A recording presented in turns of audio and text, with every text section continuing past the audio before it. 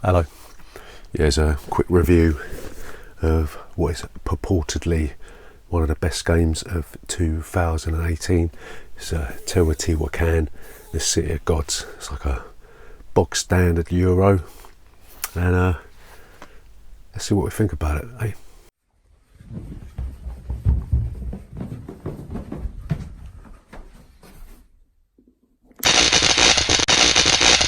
Board games 4K. Yeah, so in this game you'll be using dice as workers, and you'll be placing them around a board on this what's essentially just a huge sort of rondel, and you'll be taking various actions on the board, trying to amass points. This original mechanism is the player with the most points wins. I mean, whoever thought of that needs a medal. So let's have a little quick look about what we like about this one. So first of all, let's talk about the components. I mean, yeah, it's got really nice colours to this one. It's like sort of pastel shades, and it really goes well with the linen finish on the board. I mean, the artwork really does fit with the theme of the game.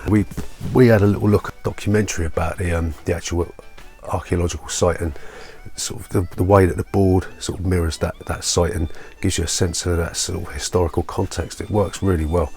I'd recommend doing that if you just want to sort of get into the theme of the game, and just go on YouTube. Well, you're here anyway, but after you've watch all this video, and after you've done that, go and stick your nose in one of them documentary videos about the Teotihuacan site, and it really does sort of solidify that context of the game. Yeah, I mean, the price point of this game is pretty reasonable, really. I mean, I think we paid, what, 30 quid for it, and you've got these nice chunky dice and nice chunky tiles.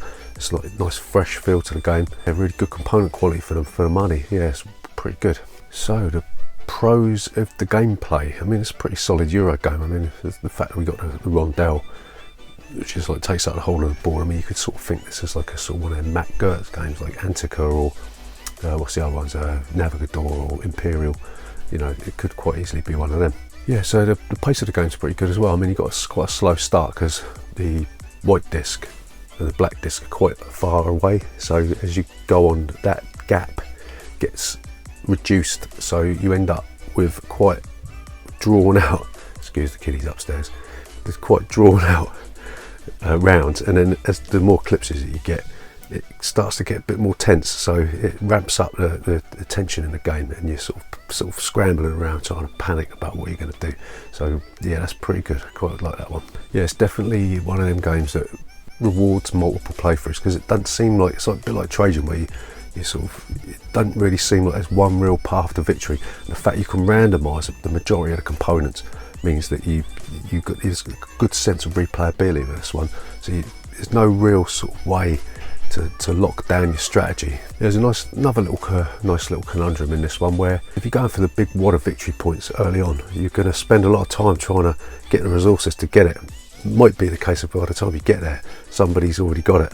So there's a nice little to and fro between, shall I go for the big victory points and try and save up wood and stone and gold, or shall I just try and get the smaller victory points maybe on the temple track and rack them up over time? So it's a nice little sort of back and forth there with this game, and it really does sort of get your brain working, you know what I mean? I mean, we've done a playthrough for this, and you can see my mate Gavy's sitting there thinking, you can see his brain whirring over, you know. And maybe some people say that's a little bit sort of AP, not that we like that term anyway, but you know, maybe some people say that their books are going down, but we didn't find that. We just had a laugh at this one. It's quite good. Right, so the cons of this one, I mean, we're sort of nitpicking here, but the fact that the boards are just a big rondel, I mean, I suppose you could sort of shrink it down to like one of those, like we said, Matt Gertz rondel wheels. I mean, it just really, I mean, it's just a rondel. It's just, you know, like a shipyard, and shrink it right down. So I mean, really, is it really necessary to have that big board? I mean, we like it, but I don't know.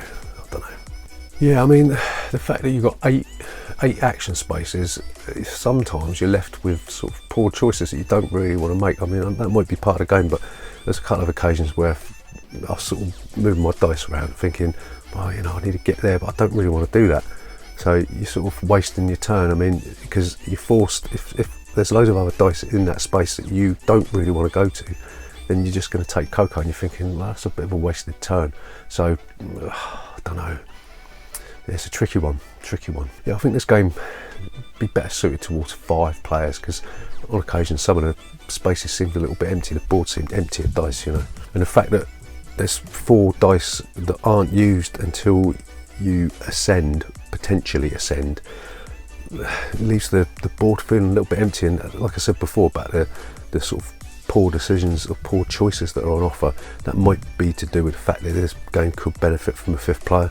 I don't know. So maybe an expansion. Going back to the components, I mean, some of the components are quite fiddly. I mean, with my big thick potato fingers, I mean, I found myself sort of trying to pick up the components, or like the tiles, and they fell out my hands and all that. And you know, even the dice are nice and chunky. They tend to slip. And if you can't remember what number it was powered up to, it's like, was that a 2 or a 3? I don't know. But yeah, it'll probably get even worse if you got the randomised tiles sliding around everywhere, and you know, one knock on the table and bang, it's gone. I mean, not as bad as Eclipse, but I mean, do you know what I mean? I don't know. But we're not knocking the components. It's just, I don't know. Is there any other way of doing it? I don't know. This game is quite heavily icon based. I mean, it made it sort of difficult. Well, not difficult, but tricky to sort of get into your head, because there's so many different moving parts in this game. You've got to know what all the icons mean. When you're first learning this game and playing it, you're sort of going, oh, right, I have to do that. And there's sequences you've got to learn, and it's all like, I do that. What does that mean?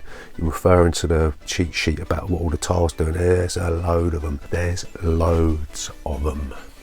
And that might be a problem for some people. I mean, there's some of the rules we tripped up on. I mean, we had trouble with the distinction between the decoration tiles and the pyramid tiles, and it's a bit foggy there. I mean, that might be just more of a slant on me for being thick, because I'm just stupid, really. Maybe would have been better if it had been a bit more clarity in the rules. I don't know. Just hate rules. Yeah, this ain't a con or a pro, but I would definitely recommend playing with the cutthroat variant at the end, in the rulebook at the end, because it seemed to us like the extra round, I mean, okay, you finish your turn, fair enough, but the extra round that allows you to prepare for the Eclipse, it seemed a little bit too forgiving for us. We like to get punched in the face. We like to get tortured when we play Euro games. So we definitely recommend skipping out that extra round, because it's just, you know, you don't want to wear a nappy while you're playing a ball game, do you? You don't want your hand held. You don't want to get kissed and mollycoddled. You want to sleep on a bed of nails. You want to get your fingernails ripped out. Maybe that's a little bit too ridiculous. But yeah, skip that. Play with the variant, because it's better. Yeah, to summarise, it's a solid Euro game. Solid. It's enjoyable. We have fun with it. Yes, some people might say its theme's a bit bland, or you know, so that the mechanisms may be a little bit bland. But no, we have fun with it. It's a good solid Euro. We enjoyed it, and we'll definitely be playing this again, because we want to explore like the randomisation aspect of this game, because that's one of the key things that differentiates this game. Is everything is randomised in this game, so there's no real path to victory. So that's one of the things that makes this game quite solid. Yeah, as we said, probably do with a 5th player, really. So hopefully the geezer who designed this, can't remember his name now, what's his name, Daniele Tessini, excuse me if I mispronounce your name, mate, but yeah, 5th player, get it in there. 6th player, even better, 6th player. So the question I've been asking myself, is this better than Sulking and Behind Calendar? And the answer is no, it's not. Sulking's a better game. It's more simple. Put your worker on the wheel, take your worker off, take the action. I mean, it's a better game, Sulking. Sorry, people. But this doesn't detract from the fact that this could be, with multiple plays, one of the best games of last year, even though we just got it this year. But yeah, it could be one of the best Euro games of last year, and we definitely recommend you check this one out, because it's a brain burner. It's a solid Euro game, and it's up there. So we give this maybe 7, 8 out of 10. And I think if there's a 5th player, it might even be higher than that. So yes, Teotihuacan, the Sea of Gods board game, definitely recommended in this house. See you next time.